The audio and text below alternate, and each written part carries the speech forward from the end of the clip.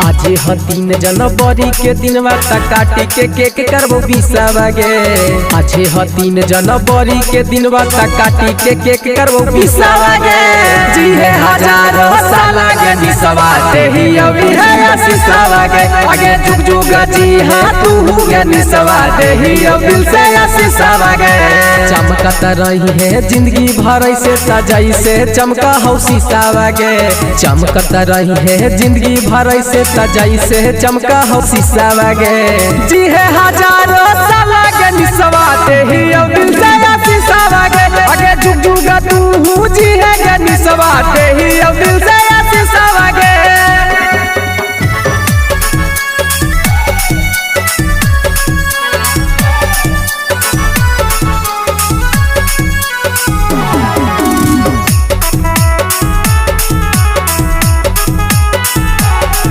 गे चेहरा पे मुस्कान कबो हो नहीं काम गे।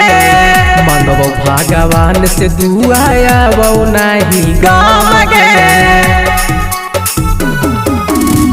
चेहरा पे मुस्कान कबो हो नहीं काम गे। मानव भगवान से दुआया वो नहीं काम गे। हंसी खुशी से काटो तोर जिंदगी आवो नहीं कलेशवा गे। हंसी खुशी से काटो तोर जिंदगी आवो नहीं कलेशवा गे।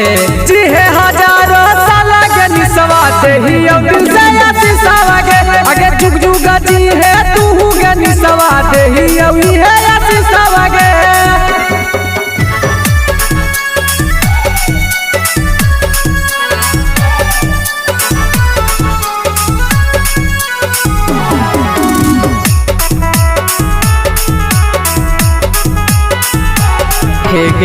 हैप्पी बर्थडे बोल के कटबो के कावा मिठाइया गे। झलक बिहारी ले तो दुख तोर बलैया गे। हैप्पी बर्थडे बोल के कटबो के कावा मिठाइया गे। झलक बिहारी ले तो दुख सब तोर बलैया गे।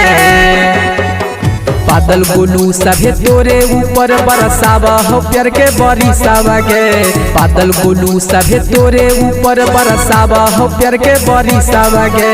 जी है हजारों साल के निसवा देही